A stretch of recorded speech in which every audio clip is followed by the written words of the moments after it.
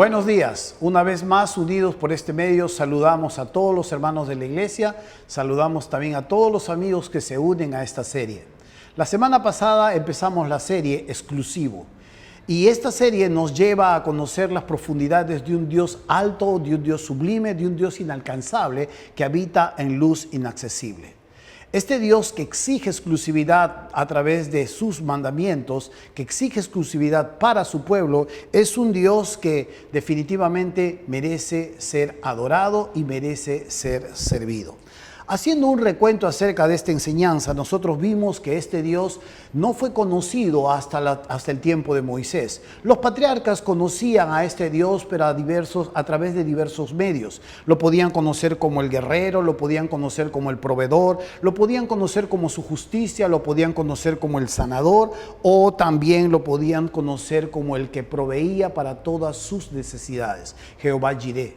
Pero cuando empezaron a conocerlo con el nombre de Jehová, con el nombre del Dios que es, el Dios que sustenta, el autoexistente, este nombre se dio a conocer a través de Moisés. Es un Dios que sale del desierto para llevar a su pueblo hacia el desierto. Allí en el desierto, Él celebró una alianza con su pueblo. Cuando uno mira un poco las culturas circundantes que rodeaban estos acontecimientos, la cultura hitita, la cultura babilonia, la cultura egipcia, uno puede darse cuenta que tiene ciertos sabores a la cultura hitita, esta alianza que Dios hizo con su pueblo. Cuando Moisés establece este pacto, esta alianza en el monte Sinaí, Dios le da a conocer algunos tratados, Dios le da a conocer algunos alcances que el pueblo tiene que tener con Él y ser de todas maneras el Dios exclusivo en el corazón de ellos. ¿Sabe?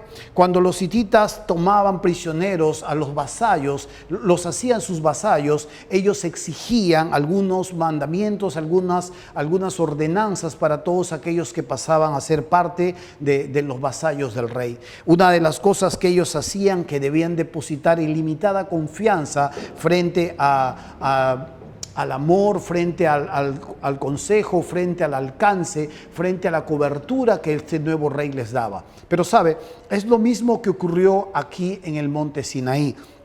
Dios le dijo al pueblo que había liberado de Egipto: no tendrás dioses ajenos delante de mí, no te harás imagen y no te inclinarás a ellas ni las honrarás. Porque simple y llanamente Él era Jehová, el Dios que los sacó de la casa de servidumbre, de tierra de Egipto. Y sabe, este Dios también dice en este mismo decálogo, en este mismo mandamientos que Él da a su pueblo: porque yo soy Jehová fuerte, celoso, que visito la maldad de los padres y de los hijos que me aborrecen. Sabe, hermano mío, hay verdades que nosotros podíamos extraer de este gran resumen que nosotros vemos. En Isaías capítulo 57, Dios estaba hablando de que Él era el alto y sublime y el que habita en la eternidad. Él, el que tiene el nombre de santo y que está en la altura y la santidad.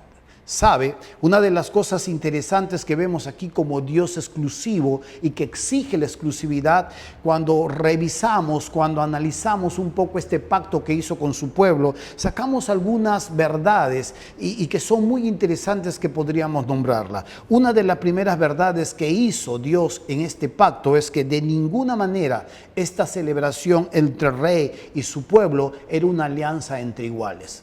Esto de ninguna manera era entre iguales, era la alianza entre un rey, un Dios misericordioso que había establecido un pacto de benevolencia con aquellos que Él había rescatado.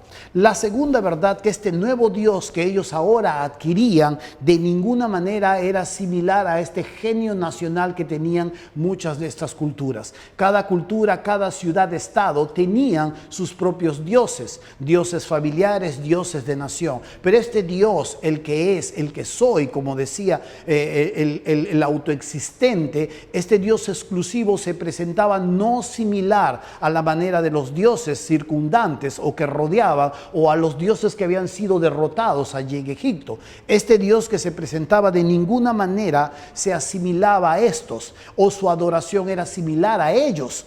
Lo que sí quería dejar sentado Dios era que era un Dios grande, cósmico, más allá de toda comprensión, que había visto a su pueblo en la aflicción y que había descendido para librarlos de su yugo de esclavitud.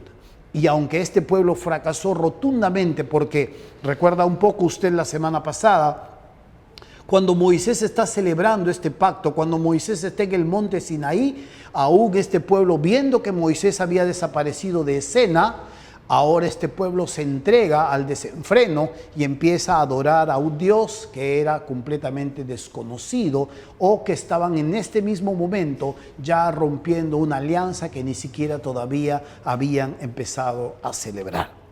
¿Aún Dios exige exclusividad? Definitivamente Dios exige exclusividad.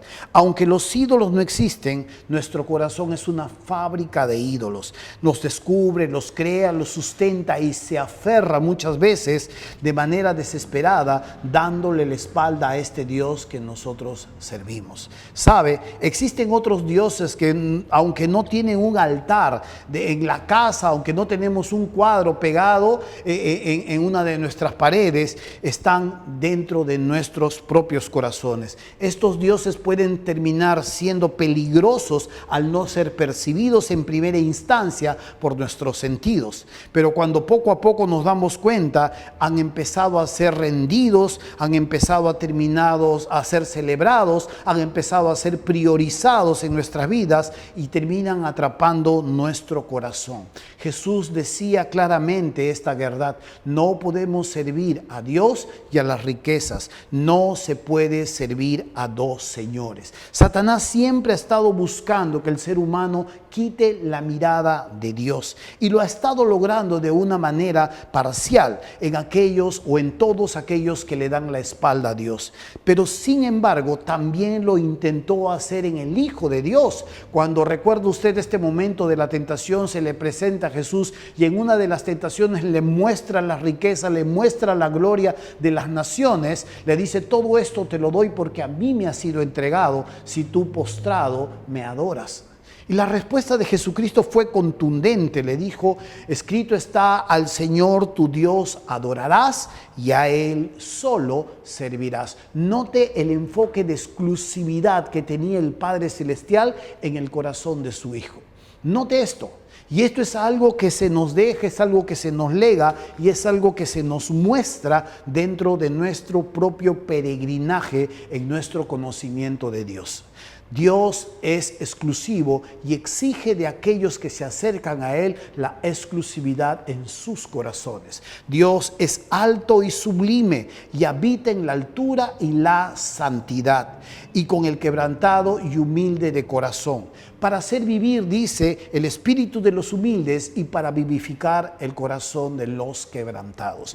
Este Dios tiene áreas de exclusividad muy claras, y aunque podríamos hablar del todo, podríamos mencionar claramente tres aspectos necesarios de tocar acá.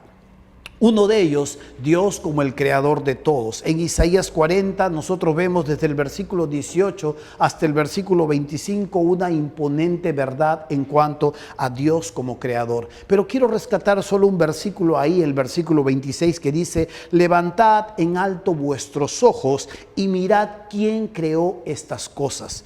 Él saca y cuenta su ejército, a todas llamas por su nombre, dice, y ninguna faltará. Dios es el creador de todo lo que nosotros vemos. El profeta aquí está reprendiendo a aquellos que se construyen imágenes y le dicen Dios a su imagen, a su madera o a su estatua.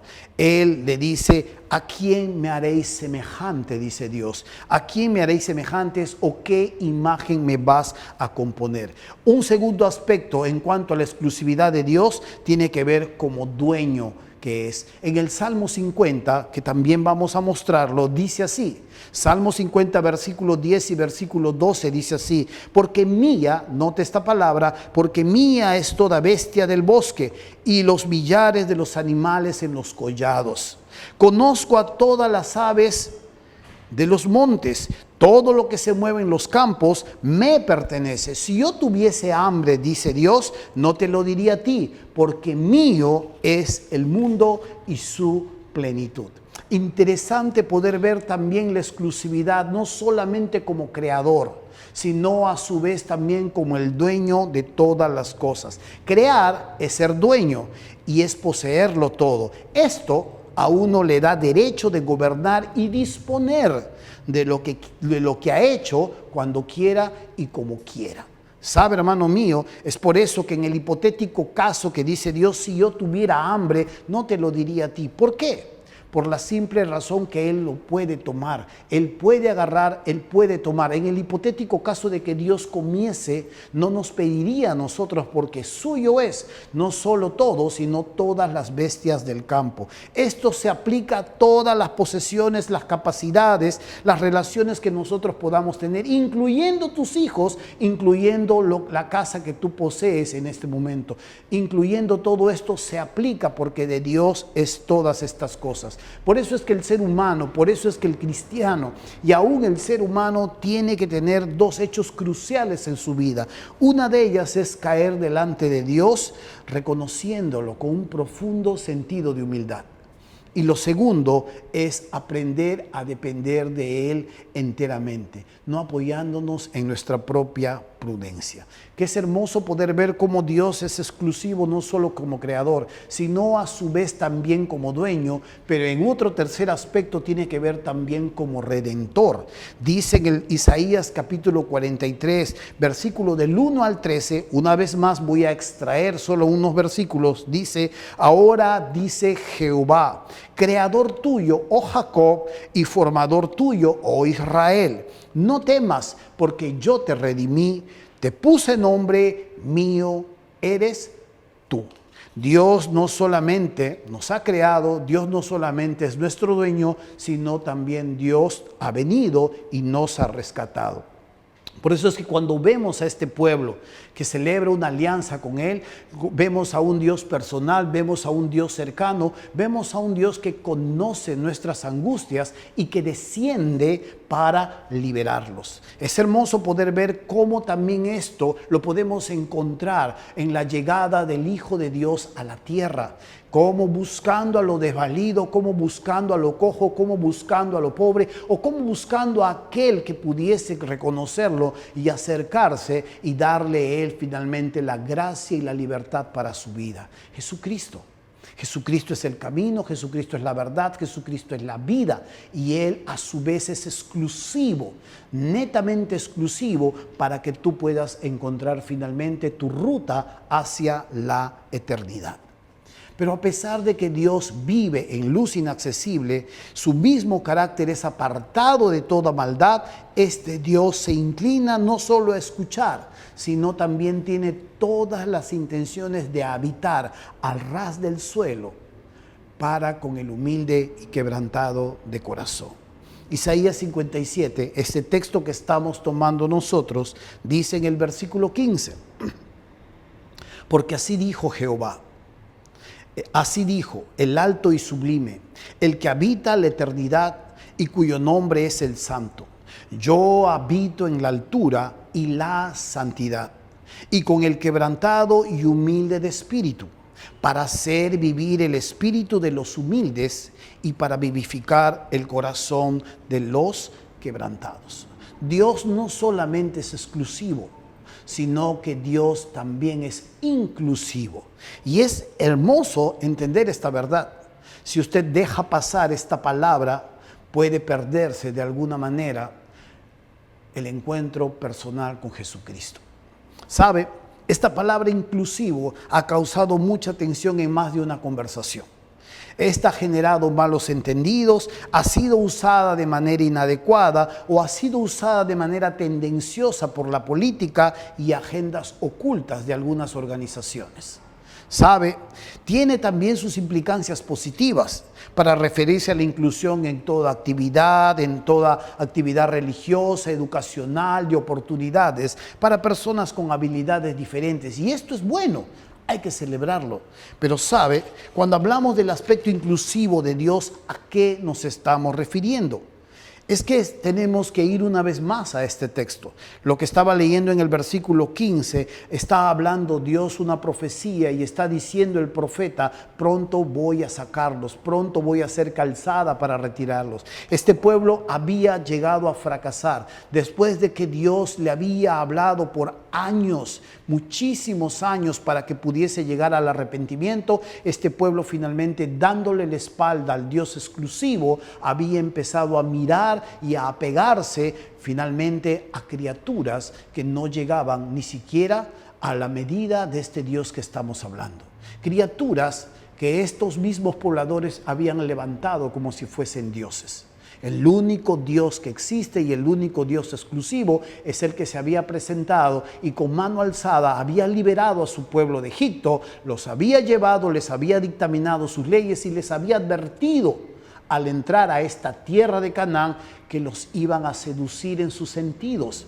La religiosidad imperante en estos lugares era completamente decadente y de alguna manera enervaba los sentidos y llevaba la sexualidad a grados completamente grotescos.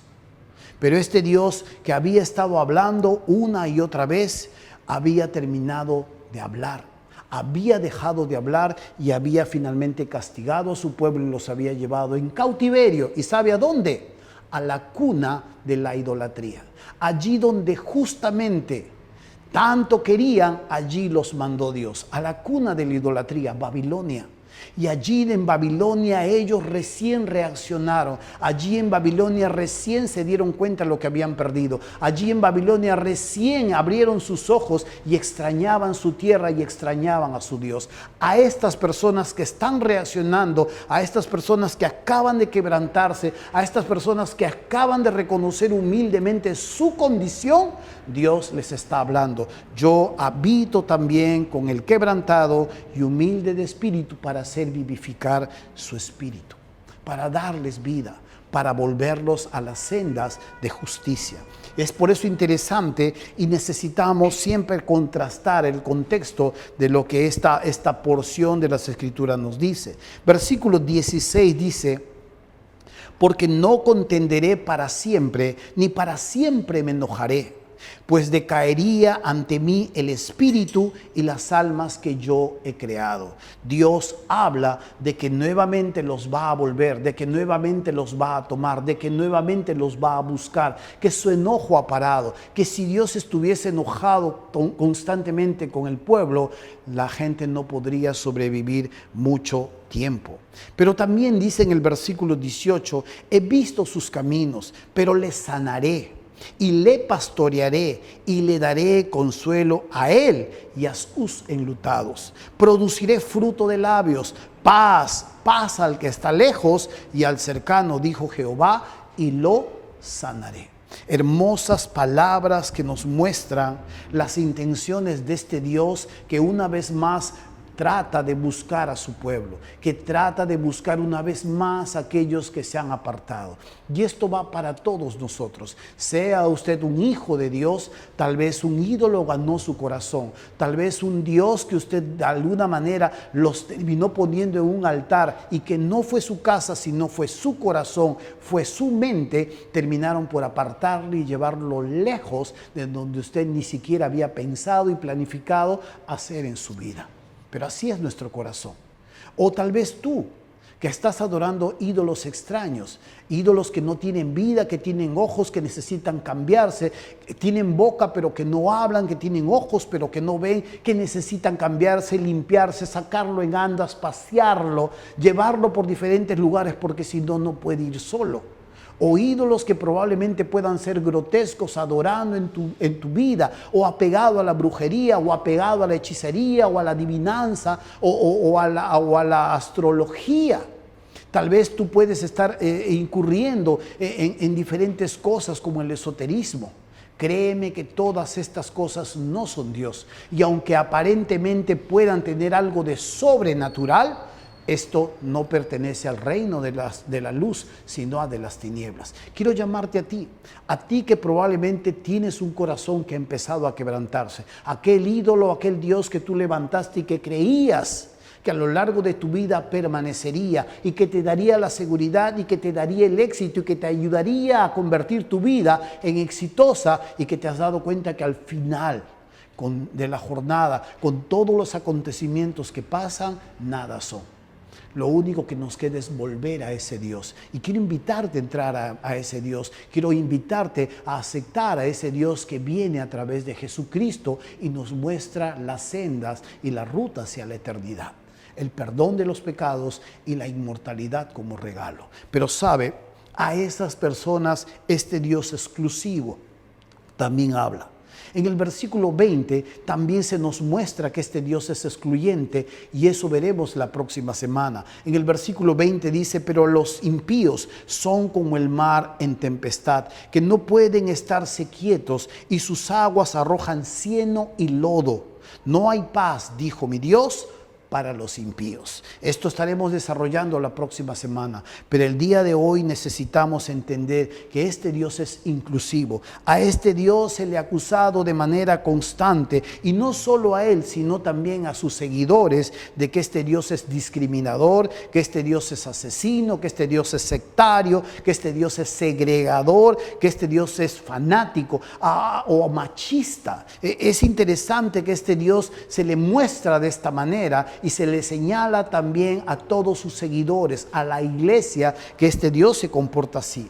Tú tienes un Dios machista, le dijo una mujer a un entrevistador. Y yo me preguntaba si esto es cierto. Y claramente cuando uno mira las Escrituras se va a dar cuenta que este Dios no es así. ¿Acaso no es Jesús más bien el que reivindicó a la mujer? ¿Puede ser Jesús machista reivindicando a la mujer? ¿Acaso no fue a la primera persona que se le presentó después de su resurrección a una mujer, y encima que tenía un pasado muy oscuro? ¿No le dio el enorme privilegio de verlo cuando él había resucitado? ¿Acaso no fue una realidad que muchas mujeres le seguían a Jesús y le servían de manera gozosa? ¿No honró él más bien a una prostituta que cuidó a los emisarios allí en el Antiguo Testamento y les protegió la vida? ¿No le honró guardándole la vida a ella y aún a todos sus familiares? No terminó poniéndola dentro del árbol genealógico de donde finalmente descendería el Mesías, una prostituta. ¿Dios es machista? ¿Dios es excluyente? ¿Dios es un segregador? Creo que no. Cuando uno mira las Escrituras, se va a dar cuenta que Jesús caminaba entre los desposeídos, caminaba entre el lumpen de la gente que nadie quería tocarlos, caminaba entre los publicanos, entre las rameras, caminaba entre todas estas gentes, y en medio de una sociedad donde los líderes religiosos ni siquiera se querían juntar con ellos, y encima hasta los tildaban de malditos. ¿Es esto machista? ¿Es esto excluyente? ¿Es esto segregador? Dios es exclusivo, y Dios está buscando y caminando entre toda la sociedad y buscando aquel corazón que puede responder de manera afirmativa a su invitación. No podemos evitar hablar, amado hermano, amigo mío, no podemos evitar hablar de que su iglesia, la iglesia de Jesucristo, está compuesta de personas con un pasado, y escuche esto, de personas con un pasado que la misma sociedad terminó excluyendo en su momento. Dios los ha tomado, Dios los ha transformado, Dios ha hecho de ellos ya no tal como la sociedad los percibía. Y ahora les ha dado y los ha puesto en sitios de honores y los ha declarado reyes y sacerdotes. ¿Este es un Dios excluyente? No, creo que es un Dios exclusivo.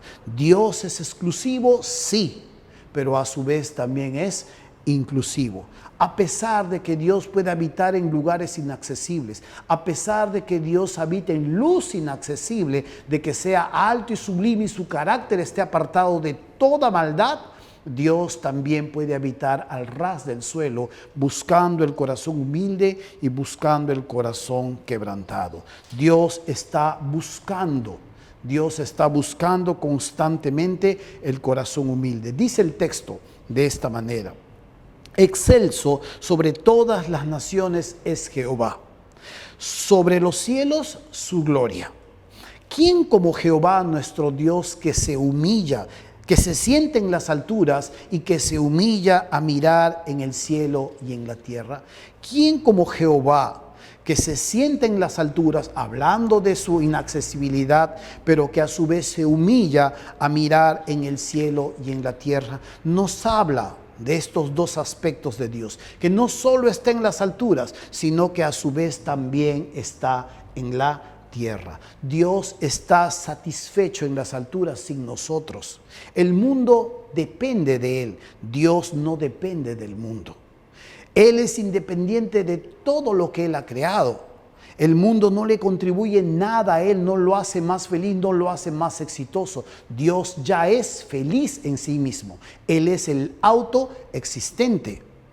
Y aunque suene duro decirlo, hermano mío, aunque suene duro decirlo, Él no nos necesita. Él es el autosuficiente, el autoexistente y el que ha creado todas las cosas y las sustenta con el poder de su palabra. Isaías 40, versículo 17 dice: como nada son todas las naciones delante de Él, y en su comparación serán estimadas en menos que nada y que lo que no es. Tal es la grandeza de su fuerza y el poder de su dominio. Sin embargo, Dios puede mirar y escuchar las súplicas de aquellos que le buscan de veras, como dice el Salmo 145.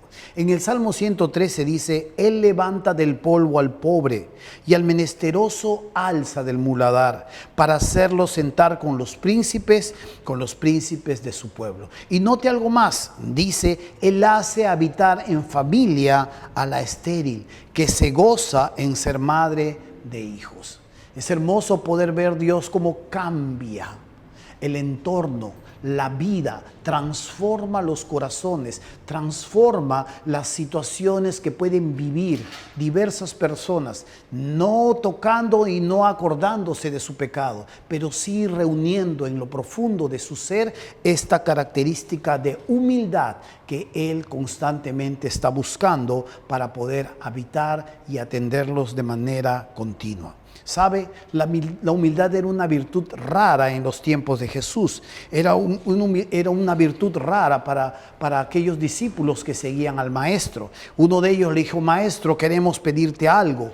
Y el maestro dijo: ¿qué cosa quieren? ¿Qué cosa piden? Uno dijo: que nos sentemos uno a tu derecha y el otro a tu izquierda. Ellos estaban anhelando en el momento que venga tu gloria: por favor siéntanos a tu derecha y por favor siéntanos a tu izquierda. Querían compartir grandeza, percibían la grandeza de esta manera. La grandeza para ellos no era conocido como la humildad. Al contrario, la única grandeza que ellos conocían era la posición social. Sus líderes, los que les modelaban, los que les enseñaban acerca de lo verdadero en la vida, amaban los primeros asientos en las sinagogas y anhelaban que la gente los pudiese ver, no solamente cuando oraban, sino cuando ofrendaban. Ellos habían aprendido que los puestos de honor no estaban basados en ser siervo de los demás, sino en anhelar posiciones grandes y de autoridad. Para los mismos griegos, dentro de la cultura circundante que vivían los discípulos de Jesús, la humildad era mal vista y el orgullo más bien era celebrado.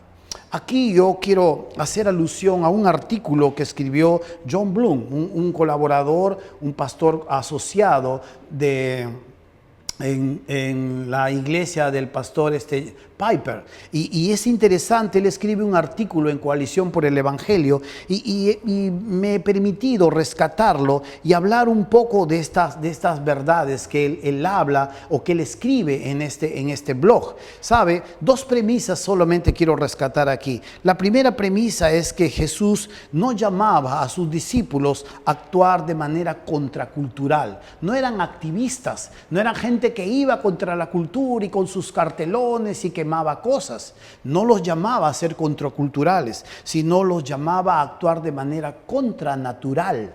¿Y a qué me refiero con contranatural? Que esto iba contra su esencia pecadora. Su inclinación normal en el ser humano es el orgullo, pero los llamaba a un paso mucho más grande que contranatural, sino los llamaba a ser sobrenaturales, actuar en el poder poder del Espíritu. Persona que puede dejarse guiar por el Señor siempre estará siendo humilde y contrito en su corazón. Y que dice el texto, tiembla ante la palabra de Dios. La segunda premisa que él rescata dice, el principio de humildad parece extraño, pero lo es, dice John Bloom, lo es. Este principio de humildad parecía extraño, pero lo era, porque era el principio de un reino desconocido. Pero no necesariamente era un reino desconocido, sino el reino pasado. En la administración pasada, en el huerto del Edén, el principio que gobernaba era el principio de la humildad.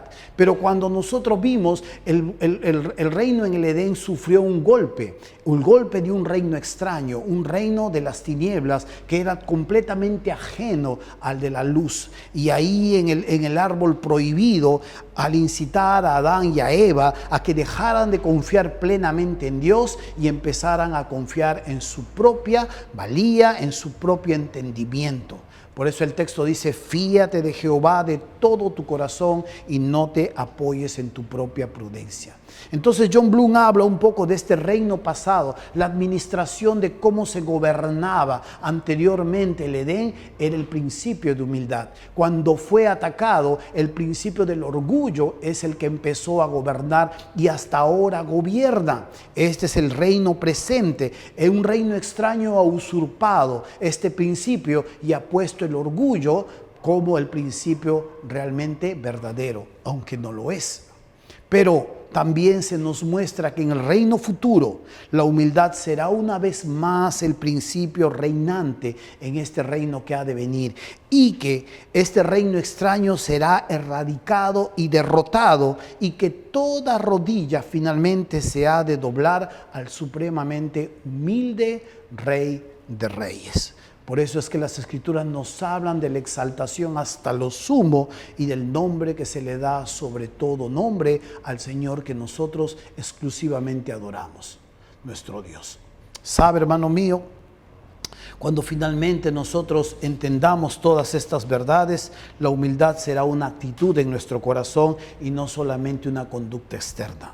Cuando nosotros entendamos estas verdades, reconoceremos nuestra falta de mérito, reconoceremos nuestra completa incapacidad para salvarnos por nosotros mismos. Será el momento en que nosotros alcemos nuestros brazos, extendamos nuestras manos y digamos, dame de esa gracia, dame de ese favor gratuito, y aceptamos con humilde gratitud y nos comprometamos con Él. Este será un momento grandioso cuando todos aquellos finalmente entiendan la gran verdad de Jesucristo. Amigo mío, Dios es exclusivo, pero también inclusivo, y Él está mirando continuamente. Dice, aunque habita en las alturas y la santidad, también habita con el quebrantado y humilde de espíritu, para hacer vivificar el espíritu de los humildes y el corazón de los quebrantados. ¿Sabe? Un rey hizo una fiesta de bodas y había preparado todo su banquete y mandó llamar a sus siervos y dijo, traigan a los invitados. Los convidados tenían otras prioridades que atender y rechazaron la invitación del rey. El rey se enojó un poco porque este desplante era darle la espalda a una invitación sincera que le ofrecía todo a aquellos invitados. Los siervos dijeron, bueno, los invitados nos han rechazado. El rey dijo, muy bien, los invitados no eran dignos de esto.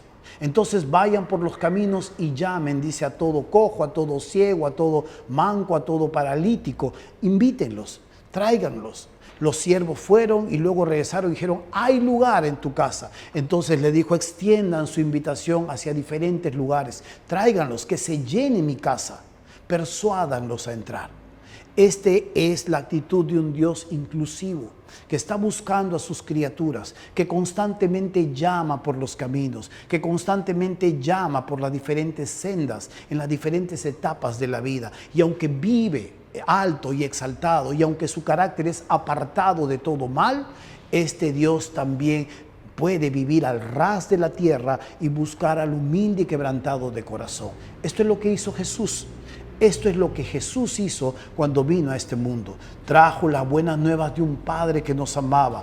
Trajo las buenas nuevas de un Padre que nos buscaba. Y Él pagó por nuestros pecados y ha llamado y sigue llamando a aquellos que verdaderamente le pueden oír. Por eso Él dice, venid a mí todos los que están trabajados y cargados, y yo los haré descansar.